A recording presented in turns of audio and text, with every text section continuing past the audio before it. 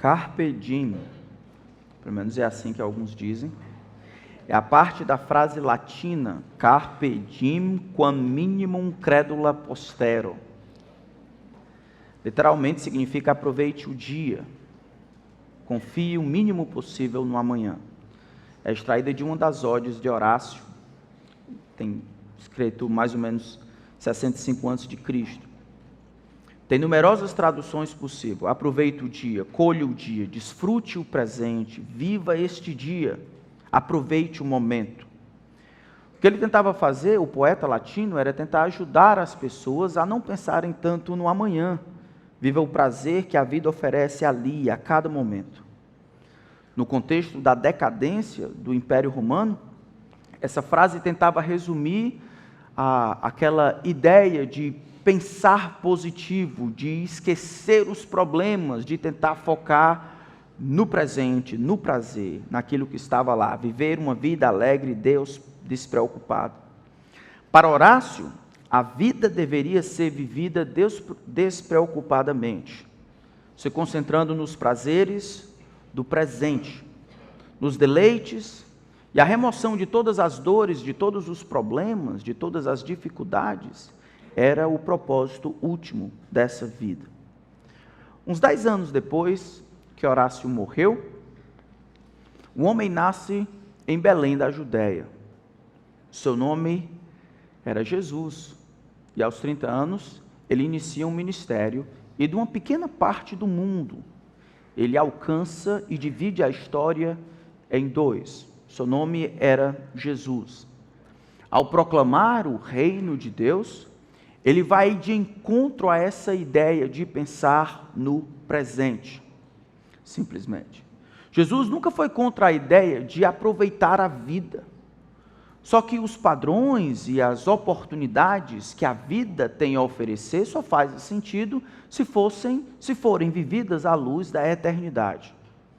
Quando olhamos, por exemplo, para o texto que nós vamos estudar nessa noite, o dia perfeito na vida de Jesus, nós vemos um homem inflamado por uma missão, focado nesse objetivo, um homem que percebia com clareza como aproveitar a vida, vivendo dentro do trilho daquilo que a Deus havia traçado para ele, com compreensão clara das profecias, dos planos divinos, que ele, como o Messias prometido, deveria cumprir. E esta vocação determinava o que era importante.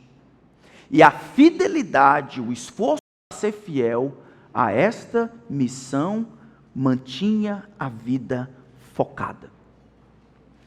Hoje os homens, assim como as mulheres, têm uma grande dificuldade de focar na vida, distrações aqui e acolá. Apesar de dizerem frases feitas como aproveitar a vida ou vivendo o sonho ou coisas assim, os homens não sabem muito bem o que estão fazendo com o pouco tempo de vida que nós temos aqui. Saber que estamos apenas vivendo de passagem não tem sido suficiente. Os homens têm vivido um dia de cada vez, porque essa é a única maneira, mas têm vivido para cá, sem muita perspectiva a respeito daquilo que deveria funcionar, deveria valer para o Senhor. Eu queria então olhar nesse texto da palavra de Deus, ver Jesus em ação. Esse dia na vida de Jesus é um dos mais ocupados de todo. Tanto o Evangelho de Lucas quanto o Evangelho de Marcos registram todo ele, desde o seu começo até o início do outro dia. Jesus é um homem focado, Jesus é um homem que compreende a sua vocação com clareza, e isso faz com que ele nomeie o que é importante. O meu desejo é que ao ver Jesus em ação, dizendo não, dizendo sim, filtrando, trabalhando, nós consigamos também viver em função da vocação que Deus nos chamou. Viver focado, determinando então, por causa da vocação, as peneiras, as coisas que devem fazer parte da nossa vida e rejeitando as outras coisas. Não somente em ver, mas também em decidir focar naquilo que é importante. Então, quando vocês abrem a Escritura, em Lucas capítulo 4, a partir do versículo 31, veja que o dia perfeito na vida de Jesus é um dia cheio. E eu espero que aqui nós possamos aprender a aproveitar a vida. na perspectiva de Jesus. Diz assim a palavra do grande Deus, Lucas capítulo 4, a partir do verso 31. E Jesus foi para Cafarnaum, cidade da Galileia, e os ensinava no sábado. E maravilhavam-se com a sua doutrina, porque a sua palavra era com autoridade. E apareceu na sinagoga um homem possuído de um espírito de demônio imundo, o qual gritou em alta voz: Ah, o que você quer conosco, Jesus Nazareno? Veio para nos destruir? Sei muito bem quem você é, o Santo de Deus. Mas Jesus o repreendeu, dizendo: Cale-se e saia desse homem. O demônio, depois de o ter jogado no chão, no meio de todos, saiu daquele homem sem lhe fazer mal. Todos ficaram admirados e comentavam entre si: que palavra é esta? Pois com autoridade e poder ele ordena aos espíritos imundos e eles saem. E a fama de Jesus se espalhava por todos os lugares naquela região. Deixando a sinagoga, Jesus foi para a casa de Simão. A sogra de Simão estava doente, com febre muito alta, e pediram a Jesus em favor dela. Inclinando-se para ela, Jesus repreendeu a febre e esta a deixou. E imediatamente ela se levantou e passou a servi-los. Ao pôr do sol, todos os que tinham enfermos com diferentes tipos de doença, os trouxeram a Jesus e ele os curava, impondo as mãos sobre cada um deles. E também de muitos saíam demônios gritando e dizendo: Você é o Filho de Deus. Ele, porém, os repreendia para que não falassem, pois sabiam que ele era o Cristo. Quando amanheceu, Jesus saiu e foi para um lugar deserto. As multidões o procuravam, foram até junto dele e não queriam deixar que ele fosse embora. Jesus, porém, lhes disse: É necessário que eu anuncie o evangelho do reino também nas outras cidades, pois é para isso que fui enviado. E pregava nas sinagogas da Judéia. Vamos orar, irmãos. Senhor, nos ensina por meio do Teu Filho, que o chamado nomeia o que é importante nessa vida. A vocação que o Senhor tem nos chamado a fazer, a missão que o Senhor tem nos dado, é o que nomeia o que é importante nessa vida. Então nos ajuda a não vivermos o chamado dos outros, ou a vocação do mundo que jaz no maligno, mas aquela que o Senhor nos deu em Cristo.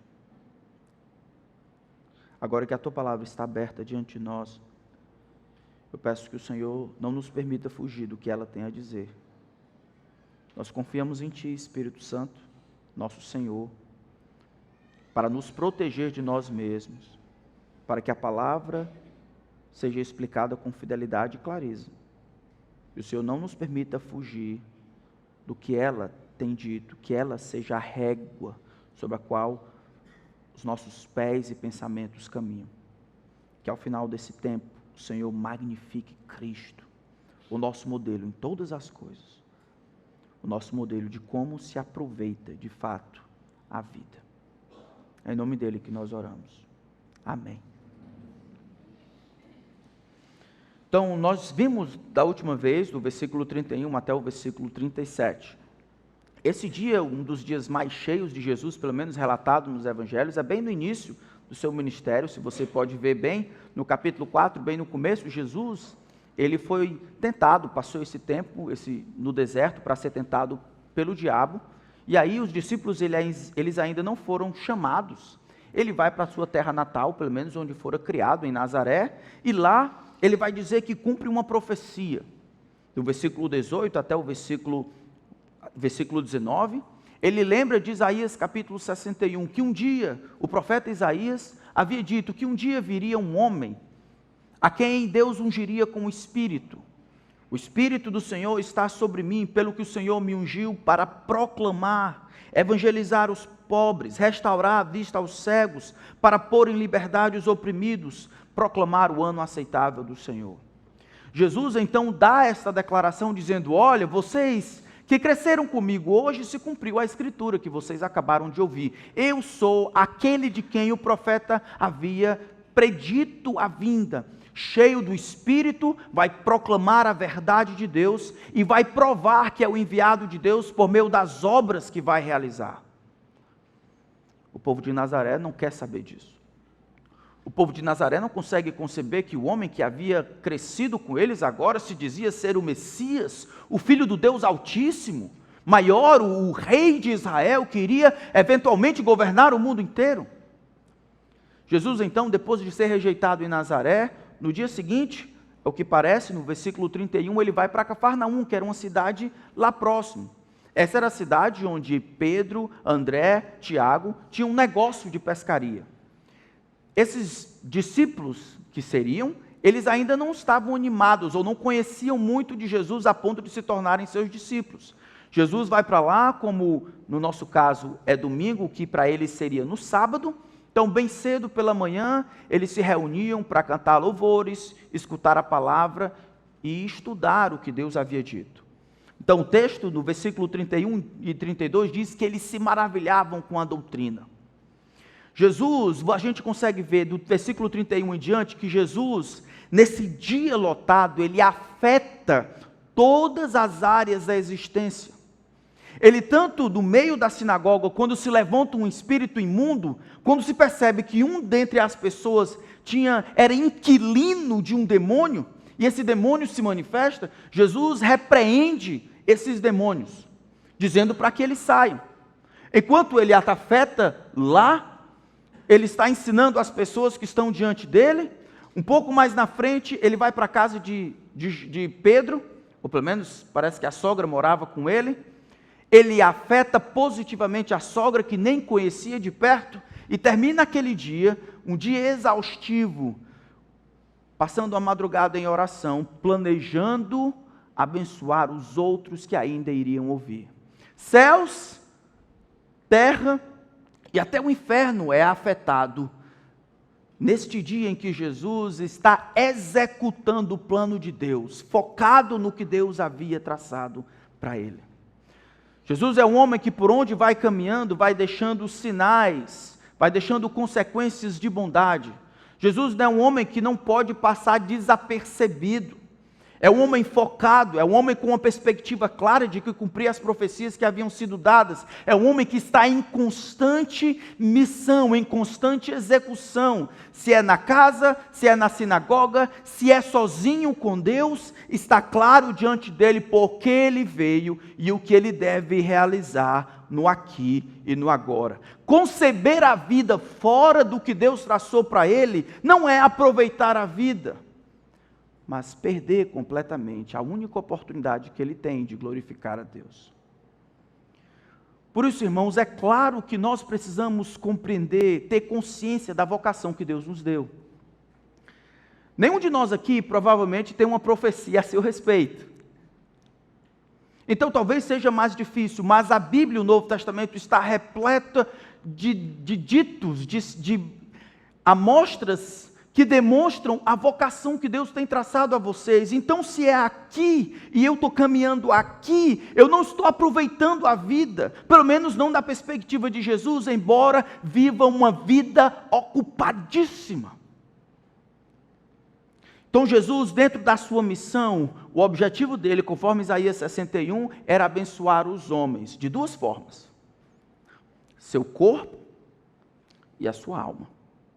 É isso que dizia o texto que nós recitamos, de Isaías 61. O Espírito do Senhor está sobre mim, pelo que o Senhor me ungiu para evangelizar os pobres, isso é, para proclamar, para explicar a verdade de Deus.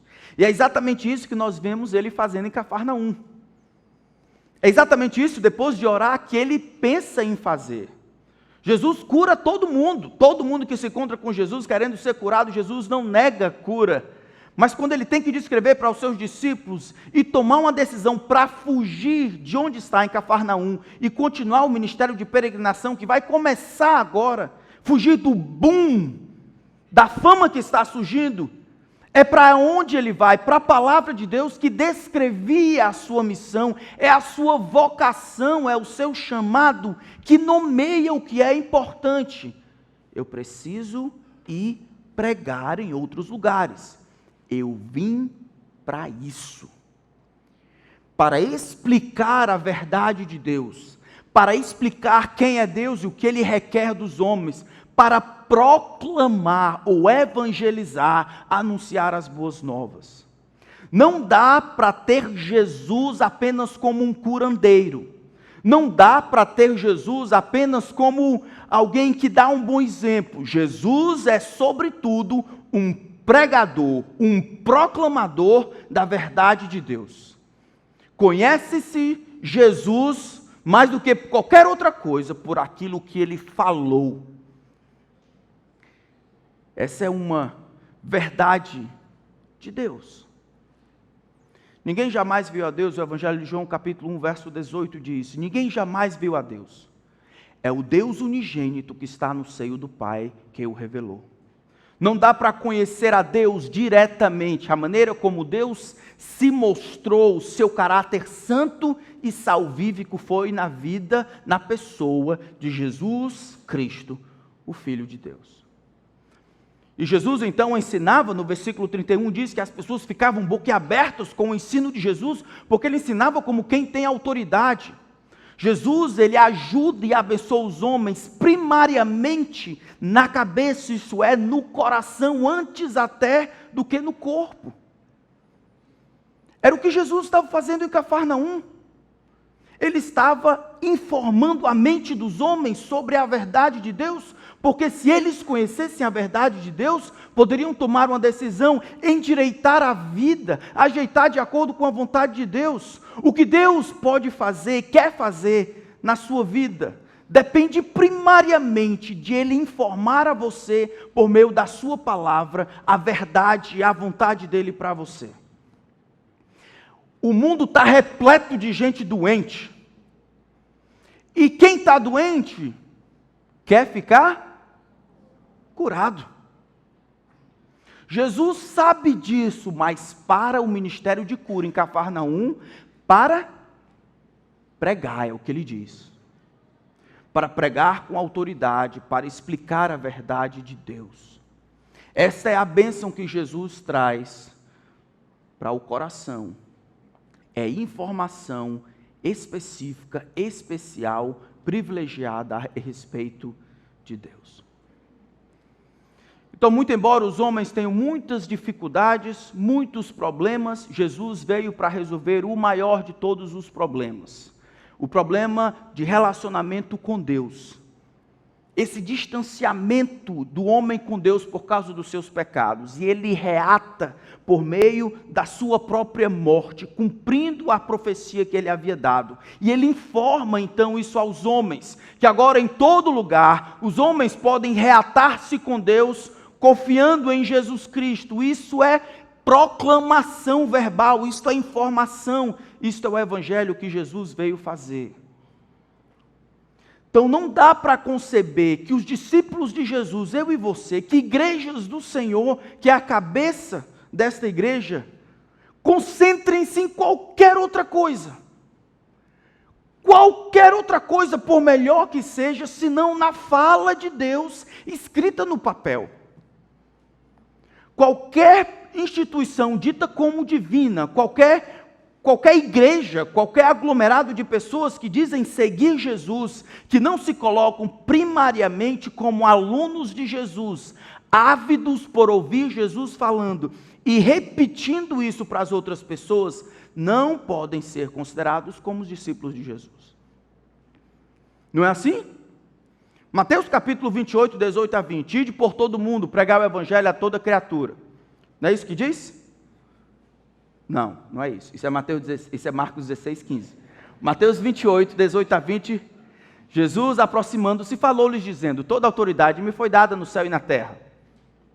Portanto, vão, ou ide, vão e façam discípulos de todas as nações, batizando-os em nome do Pai, do Filho e do Espírito Santo. O que mais? Ensinando-os a o quê? A guardar o quê? O estatuto da igreja?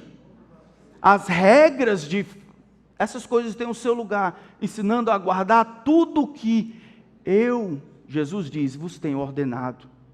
Nós replicamos o que Jesus fez, o mesmo método, o mesmo conteúdo. Jesus ensina os seus discípulos, apóstolos ensinam outros discípulos e nós ensinamos os outros discípulos e vai ser assim até que ele retornar. até que ele retorne. Nós cantamos a Escritura, instruímos a Escritura, nossas conversas, nossas direções, tudo gira em torno da fala de Deus escrita no papel. Isso não é bibliolatria. Isso é cristianismo. É o que distingue igrejas sadias de outras igrejas, a centralidade da Escritura. É Deus que fala, é por isso que dedicamos mais tempo à pregação do que qualquer outra coisa. É uma das maneiras de demonstrarmos a centralidade das Escrituras. E isso está embasado na centralidade da pregação, da explicação, da proclamação do ministério do próprio Senhor e dos seus apóstolos. No dia que esta igreja ou qualquer outra deixar de ensinar a Escritura, é o momento em que você larga daqui e vai para outro canto. Ela perdeu o seu valor, perdeu a sua utilidade. Ela só tem o seu valor à medida em que centra-se na Escritura e vive e proclama, com base na Escritura, a maneira como o mundo deve se comportar. Isso nós aprendemos com o próprio Senhor. Jesus, então, não olhava para outras pessoas, os rabinos, dizendo, você tem que fazer essas coisas porque o rabino disse isso. O rabino Akiba, Akubo, Akebo ou Kibe falou que você tem que fazer isso, então você tem que fazer. Jesus dizia, é isso que vocês têm que fazer, porque Deus diz assim, e isso era diferente, isso era suficiente. Os homens só queriam que Deus falasse com eles, e eles estão maravilhados.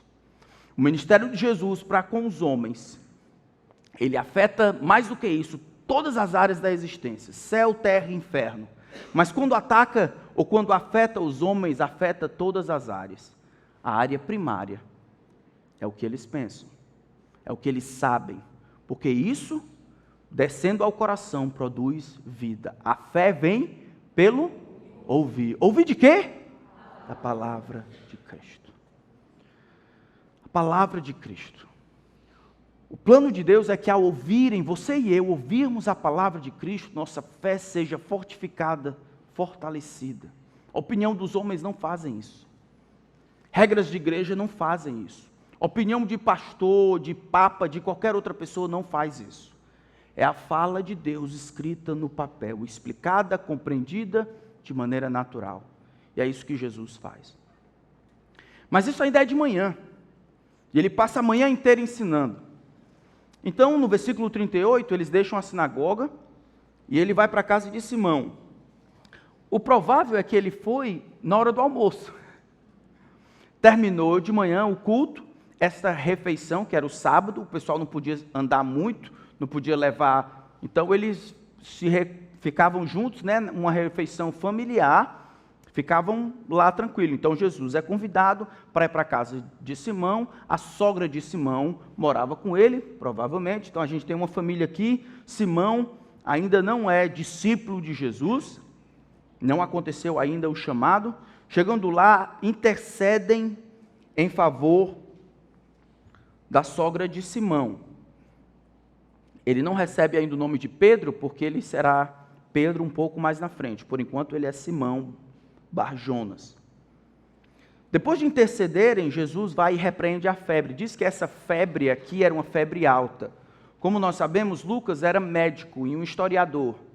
Então, outros textos, como Marcos, dizem que ela tinha só uma febre.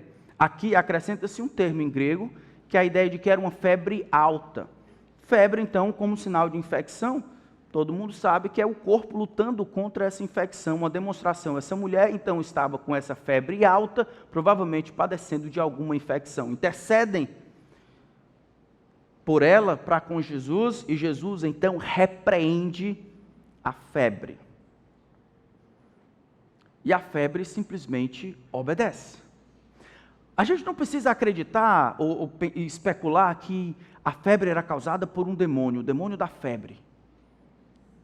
Mas que simplesmente aquilo que estava causando, os soldadinhos que estavam causando a infecção, ouviram a voz daquele que controla todas as coisas, dizendo, deixa. E simplesmente aconteceu, eles obedeceram.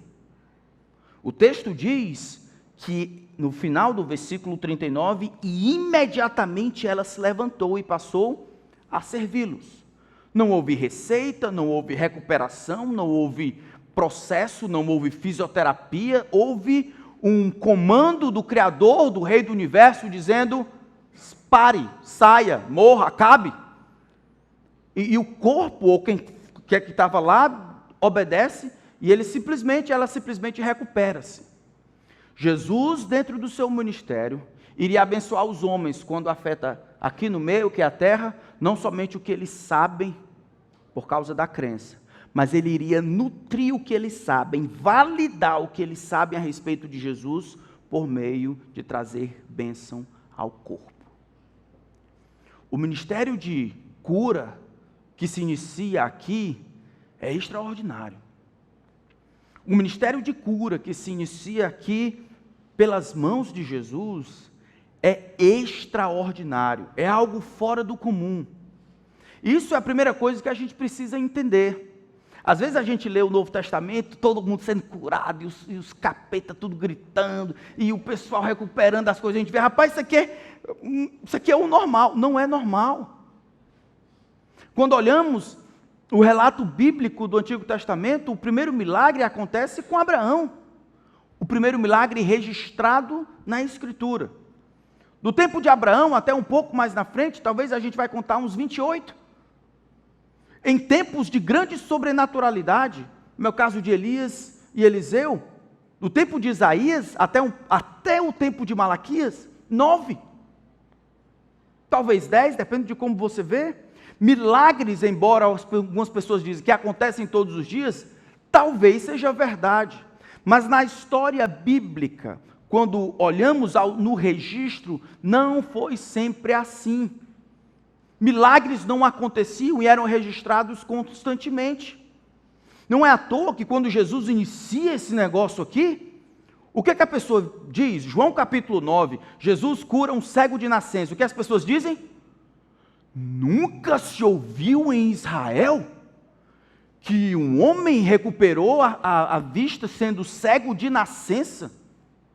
Nunca, nem entre o povo de Deus, o povo da fé, o povo de Israel, nunca se ouviu falar disso. Eles estão maravilhados porque os demônios obedecem. Mas o ministério de cura na vida de Jesus cumpria uma função muito importante. E aqui eu queria pedir licença para abrir um parêntese que eu não sei se eu vou conseguir fechar. Para falar sobre esse movimento de cura, quase que desmerecendo a centralidade, a importância do ministério de cura na vida de Jesus, quase que banalizando milagres, quase que dizendo que milagres acontecem de maneira simples.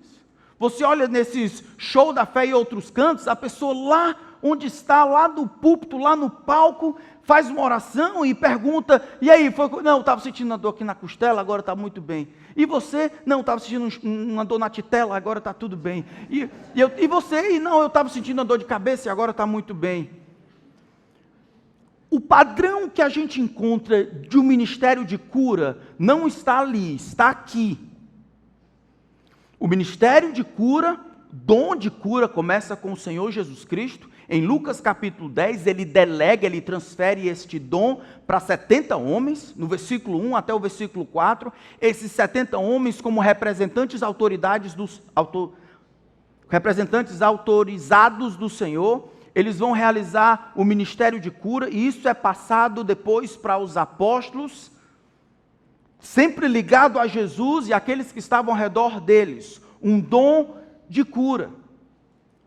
Mas não são essas coisas que nós encontramos aqui. Se eu der para vocês 5 características dos dons, dos milagres, dos dons, do dom de cura em ação no ministério do Senhor Jesus Cristo, para contrapor com aquelas coisas que nós temos ouvido. Primeiro, todos os milagres de Jesus acontecem por meio do toque ou de sua palavra. É o que acontece aqui. Jesus repreende a febre no versículo 39.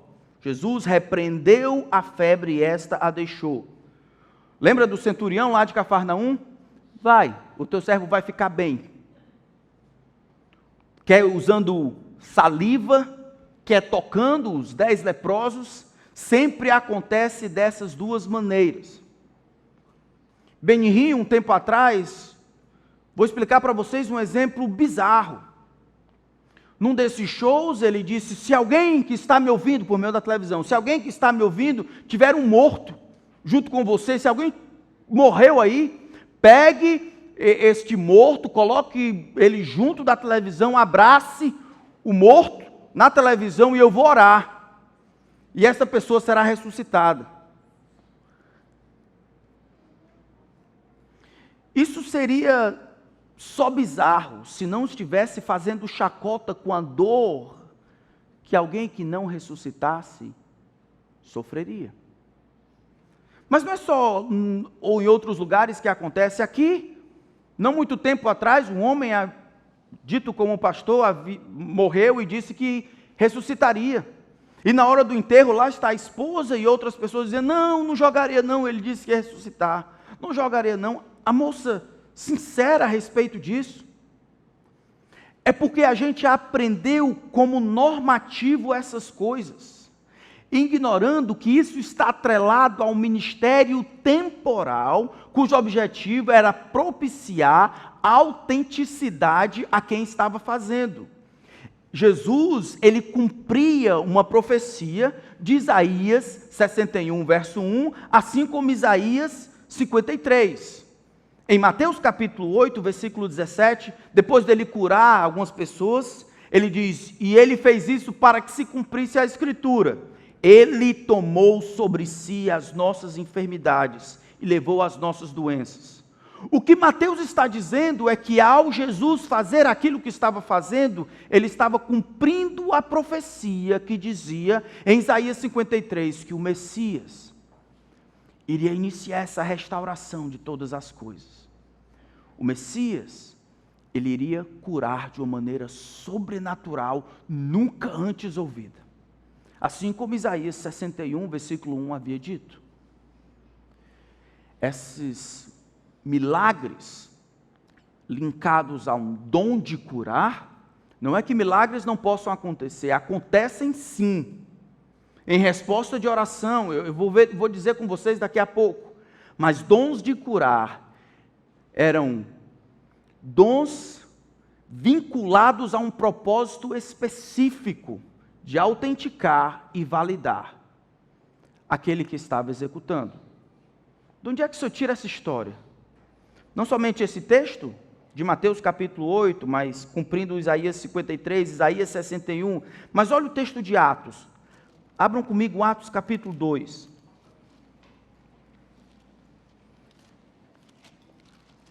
Atos capítulo 2, quando Jesus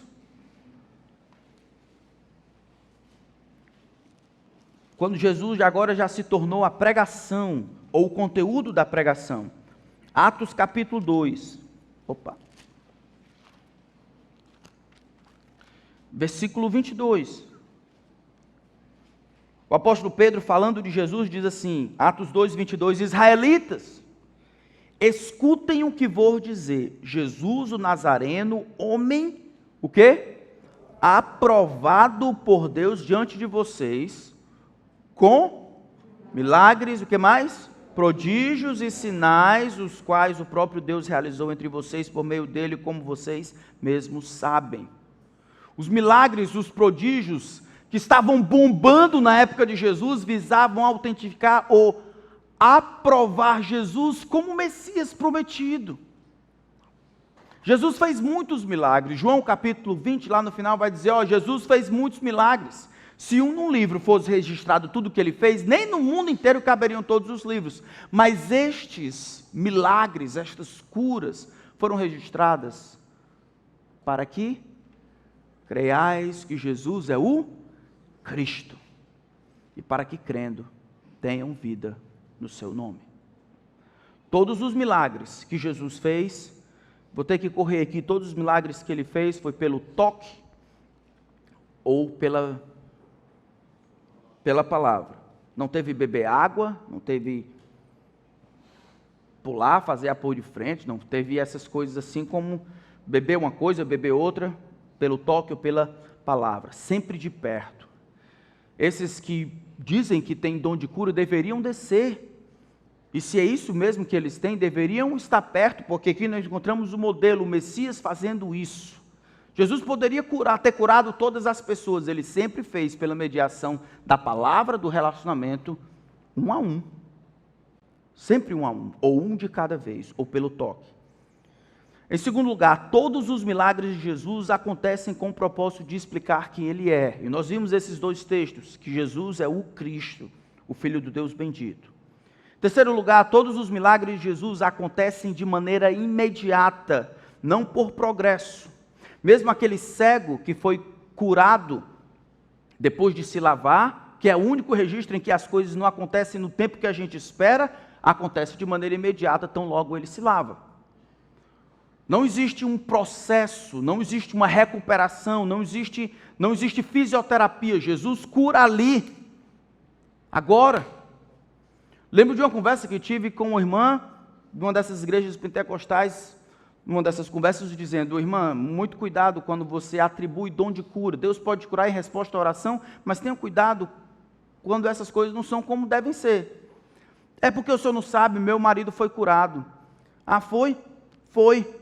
E cadê ele? Morreu. Ele morreu depois, isso veio e foi embora, e veio e ele ficou doente e voltou, ele foi curado uma semana, apareceu, depois voltou de volta e morreu. Não é isso que nós vemos aqui. A mulher que sofria de hemorragia parou. O homem que foi curado dos olhos, ou devolveu a ele a visão, foi. O leproso que foi leproso, agora não é mais. O homem que estava morto foi ressuscitado. Então, a cura do dom, o exercício do dom na vida de Jesus, sempre de maneira imediata, nunca como se fosse um processo. Nunca como se fosse um processo. Quarto, todos os milagres de Jesus eram atos criativos de Deus. Homens que não tinham visão começaram a ver, paralíticos que tinham as pernas atrofiadas, ou tinham problemas na lombar, foram restaurados, devolvidos, mãos ressequidas foram corrigidas, não era dor de cabeça, palpitação, dor na lombar ou coisas assim. E aí, irmãos, é triste, mas em lugares em que essas coisas bombam, normalmente esses lugares onde o desespero é maior, no norte da Índia. Foi feito no norte da Índia uma tentativa de trazer muitas pessoas, 1 bilhão e 200 milhões de pessoas lá. Índia e Paquistão, separados apenas por um traço lá no chão que fizeram, os ingleses, ainda constituem como se fosse um país, onde tem um bolsão de gente doente, muita gente doente. Então, dessas pessoas que dizem que tem dons de cura, então foram para lá. Chegando lá, para fazer uma daquelas campanhas de 8 dias, para curar todo mundo. Chegou lá, o pessoal da prefeitura disse: rapaz, eu acho muito legal isso aí, a gente vai fazer um teste. Trouxe uma turma de gente doente, um sem braço, outro sem olho, outro sem boca, outro sem perna, e disse aqui: rapaz, eu estou com medo disso não acontecer, a gente só vai fazer um teste, está aqui esses 4 aqui, você cura esses 4 aqui, e aí a gente dá para você permissão para usar o palco. Não foram curados, obviamente. E aí, aquela prefeitura fez certo, dizendo: não, vocês podem pegar o próximo voo e ir para casa. O tanto de relato em que essas coisas são sugestivas. Você conhece alguém que alguém não tinha um braço e recuperou o braço? Alguma coisa que não foi invisível, não em resposta à oração, porque Deus pode fazer o que Ele quiser, e Ele faz. Apenas como ilustração, a gente, um tempo atrás, teve um acidente difícil lá no Edson Queiroz, uma das meninas foi promovida, a outra ficou muito debilitada. Tão debilitada que ficou na UTI por mais de 1 ano. Pegou uma bactéria da pista e a bactéria foi comendo tudo. Numa sexta-feira, nós, vendo a situação, vendo a dificuldade, nós começamos a fazer uma vigília. Toda sexta-feira nós orávamos por ela. O nome dela é Alessandra. Orávamos por ela. Mas a Alessandra começou a piorar. Na segunda-feira, muito pior. Muito pior. Entrou em um coma profundo, ficou em coma por uns 8 meses. ficou mais de um ano internada lá na UTI. Numa sexta-feira, de maneira particular, eu não sabia, mas a enfermeira havia falado para a mãe, ela começou o processo de você deve vir aqui se despedir, ela está indo, tá morrendo, a gente está com uma aparelhagem aqui simples, ela está morrendo, não tem muita coisa que fazer, venha se despedir da sua filha. E aí ela foi. Ela chegou lá às 10h08, nós começávamos mais ou menos às 10 horas. Então nós intercedemos por ela.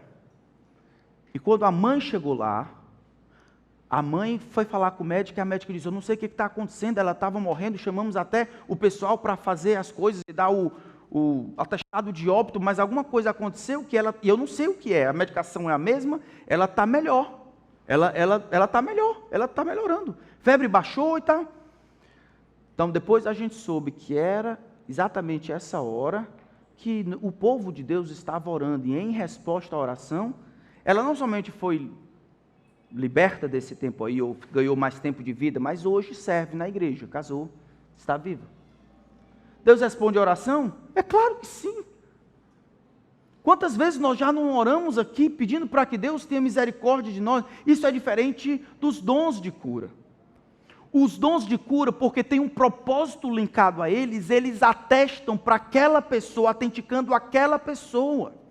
Nós não precisamos mais de pessoas como Jesus para serem autenticadas.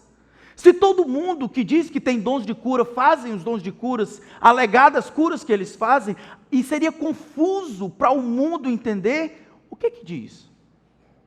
Jesus e os seus apóstolos, eles tiveram esses dons, realizaram, e a gente vê o boom no Novo Testamento. Mas quando chega no livro de Atos e nas epístolas, as doenças não somente acontecem, mas permanecem.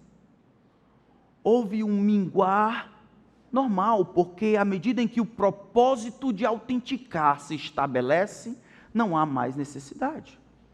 Pegue um documento que exige uma autenticação, vá no cartório, coloque o selo, está autenticado. Esse documento autenticado com selo precisa de uma outra autenticação? Resolveu.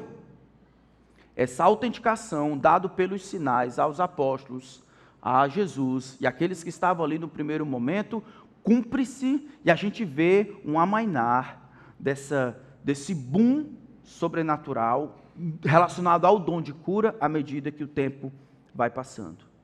Todos os milagres que nós vemos são milagres orgânicos. Deus diz, tenha luz, tenha olho, ande, viva, e as pessoas obedecem. É um ato criativo de Deus, não é sugestão. Eu não sei, eu acho que estava doendo a minha lombar, mas acho que está melhor. Meu coração estava batendo 120 quando eu cheguei aqui, mas agora está 83. Tinha um negócio aqui, meio que talvez e tudo, e agora, depois que você impôs a mão e orou por mim, e decretou, e aí o negócio... Deus pode fazer o que Ele quiser, mas aqui é o padrão que se estabelece na Escritura, na vida de Jesus, no ministério dos apóstolos. 5. Os milagres de Jesus eram sinais de autenticação. E por causa disso, eles poderiam ser feitos independente da fé do beneficiado. Porque os milagres autenticavam a pessoa que realizava o milagre, Jesus, eles poderiam ser realizados independente da fé do beneficiado. Nós vamos ver no livro de Atos, um boom acontecendo lá na Ásia. Paulo, ele está pregando, e ele trabalhava com couro, e os aventais que ele utilizava para uso pessoal, eram expostos lá, e o pessoal não sabia se tinha fé ou não, que Paulo nem conhecia, tocava neles lá e ficavam curados. A sombra de Pedro se projetava sobre alguns deles e eles eram curados. Mas pastor, não é necessário ter fé para ser curado? Algumas vezes, mas não sempre. Você acha que todas as pessoas que Jesus curou tinham fé nele? Realmente? Pensa nisso. Jesus quase que acabou com todas as doenças e mazelas ali na Palestina ou na Galileia. mas uma multidão que recebeu Jesus, que recebeu cura e mais cura. Jesus curou a todos, irmãos, sem restrição nenhuma. Olha quando a gente volta para o nosso texto, Lucas capítulo 4. No versículo 40, diz: ao pôr do sol, todos os que tinham enfermos com diferentes tipos de doença, os trouxeram a Jesus. Por que pôr do sol? Esse dia aí é qual dia? Esse dia aqui é sábado. Sábado, o Shabat, é o tempo do descanso, que começava às 6 horas da sexta e ia até às 6 horas do sábado. Aqui eles paravam de trabalhar. Era 6 horas da noite da sexta, o sábado, o Shabat, o descanso começava, eles iniciavam, então, o que para nós seria o sábado de manhã na sinagoga. Terminou a sinagoga, ele vai para a casa de Pedro, fica lá, e o pessoal não pode se movimentar. O pôr do sol, o pessoal só está esperando, o sol se pôs, bora, todo mundo corre, agora pode trazer. O texto diz: todo mundo que tinha enfermo, todo mundo que tinha enfermo. Jesus só começou o seu ministério, ninguém sabe muito bem quem é esse camarada que pode fazer o que ele pode fazer, mas a gente sabe que ele pode, ou pelo menos ele fez. Não sei, o que eu preciso se eu estou doente? Eu preciso de cura, eu vou trazer a ele. Então os milagres acontecem independente da fé. Lembra da filha da viúva de Naim? O filho da viúva de Naim? Lembra? O morto tem fé? Não. Jesus cura o morto, isso é, traz ele de volta à vida. Lembra aquele que tinha só um filho e o demônio pegava e trazia ele de lado para lá? Jesus tinha até saído, deixou com os discípulos não puderam tirar o demônio dele. Lembram disso? Jesus diz: rapaz, eu vou ficar com vocês por quanto tempo? Vocês não conseguiram fazer isso? Até quanto eu vou ter que sofrer? O homem, o pai diz: eu trouxe aos teus discípulos, eles não puderam fazer nada, mas se tu podes. A resposta de Jesus é: se eu posso. Tudo é possível ao que crê. Jesus estava falando dele, porque a resposta do homem é: me ajuda na minha falta de... Em outras palavras, eu não creio. Me ajuda, eu não tenho essa fé não. E o que acontece com o filho? Ele é liberto. O mundo e esses fraudulentos aí têm construído um império, tentando usurpar dinheiro e até a atenção que deveria ser dado a Deus, dizendo: olha, venha para ser curado, venha para ser curado, venha para ser curado, venha para ser curado, porque eu tenho o dom de cura. Coloque o copo aí d'água em cima eu vou orar e eu compro esse feijão, ele é consagrado, e por aí vai. Mas se a pessoa não é curada, de quem é a culpa? É da pessoa. Por quê? Porque ela não teve fé. Meus irmãos, isso não é o dom de cura que aparece aqui. Jesus está caminhando, vivendo a vida, pode trazer quem você quiser. Eu estou aqui para fazer o bem, vou curar todo mundo, expelir todos os demônios, capeta que eu encontrar por aqui, vou botar tudinho para correr. Todo mundo. Independente do que você crê, independente do que você pensa, isso é para provar quem eu sou, não a quanto ou o tamanho da fé que você tem. Isso é para provar que eu sou o Messias e tenho poder para fazer o que eu quiser. Eu tenho condições de abençoar a sua mente com informação a respeito de Deus. E eu tenho condições de mudar o seu corpo e a sua estrutura, aqui por um momento, e na eternidade, para sempre. Eu sou Deus, e vocês podem receber de mim, vocês podem ser abençoados por mim. É nessa missão que Jesus caminha, é isso que Jesus está fazendo. Diante deste boom que está acontecendo, Jesus termina. Vamos voltar para Lucas capítulo 4. Ele cura todo mundo, ele passa a madrugada curando pessoas. No versículo 42 diz, quando amanheceu, por volta das 5 ou 4:30, Jesus saiu e foi para um lugar deserto. Fazer o quê? Dormir? O texto de Marcos diz que ele foi orar. E passou o restante até o sol ficar mais quente. O texto de Marcos vai dizer, Marcos capítulo 1, que todo mundo começa a procurar. Procurar por Jesus, procurar Pedro, fala por meio do povo, ou em nome dos discípulos, diz, mestre, todo mundo está te procurando. Jesus diz, não, vamos para outros lugares, aos povoados vizinhos, eu preciso pregar também ali. O que está acontecendo aqui é que Jesus, por causa da vocação que ele tem, da missão que ele recebeu, dita e nomeia o que é importante. Curar o corpo é bom. Pregar o evangelho é melhor.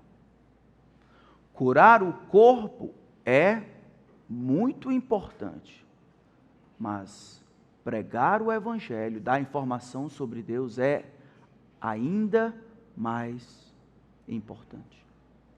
Então eu não sei o que é que trouxe você aqui, eu não sei quais são os anseios do seu coração.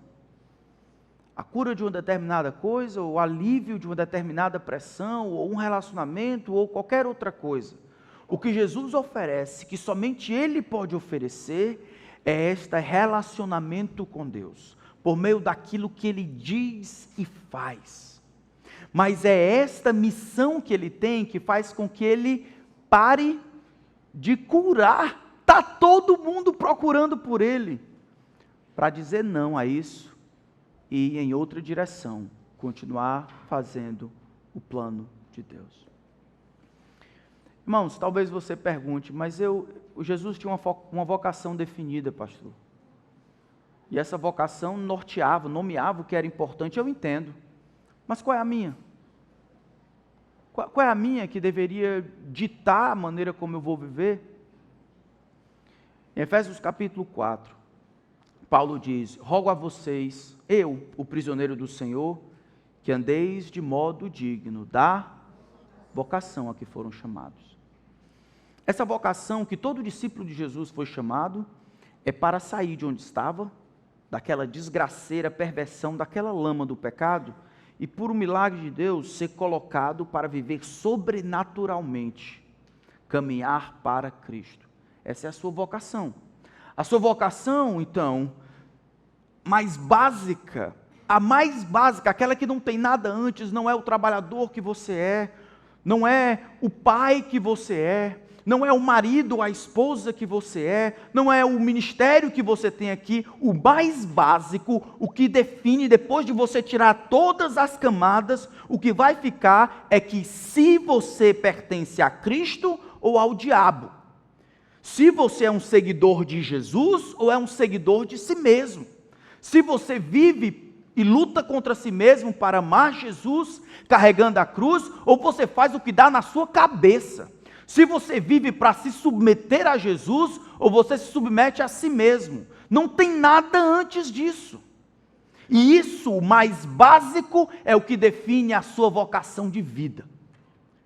Antes de ser pai, você é cristão. Antes de ser o trabalhador, não quero saber se você é presidente, se é policial, se é professor, se é pastor, se é missionário. Antes do que você faz, é o que você é. Se você pertence a Cristo, Deus lhe chamou com uma vocação eterna, que nem os anjos faziam ideia. Estava na mente do Trino Deus em predestinar, salvar no tempo e no espaço, selar com o Espírito da promessa. Viva a altura disso. Não vive comendo as migalhas que tem aqui, vivendo para essa vida, trabalhando para essa vida, juntando para essa vida, amando as coisas dessa vida. A vocação que Deus nos chamou. A vocação que Deus nos chamou. Se não há clareza nisso, meus irmãos, se não há clareza nisso, qualquer coisa vai distrair vocês. O que é completamente diferente da vida de Jesus. Está bombando, vamos para lá que eu tenho que fazer isso. O pessoal está me rejeitando, vamos para lá que eu preciso pregar. Aparece o pessoal, para eles verem mesmo que eu tenho que curar. Tem que ir na sinagoga? Tem que ir na sinagoga, eu tenho que ensinar lá. Ele sabe as coisas que Deus requer, ele sabe o que tem que fazer. Deus se chamou você a pertencer a Cristo, é a Ele que você pertence, é a Ele que você serve. Mas leve isso aqui para você mesmo. Avalie o seu coração. Agora, se é para você que você serve, se arrependa dos seus pecados. Se submeta a Cristo. Peça misericórdia, pelo amor de Deus. Você está caminhando rumo ao inferno, rejeitando a Jesus Cristo.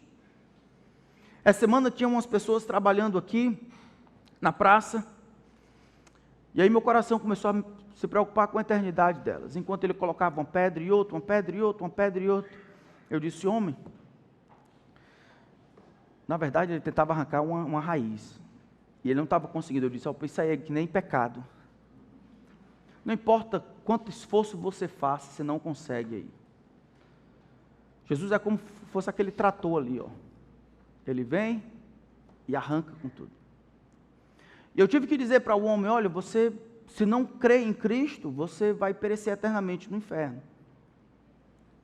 No outro dia o homem voltou e compartilhou com o outro: rapaz, estou magoado com o pastor, que ele disse que eu vou para o inferno.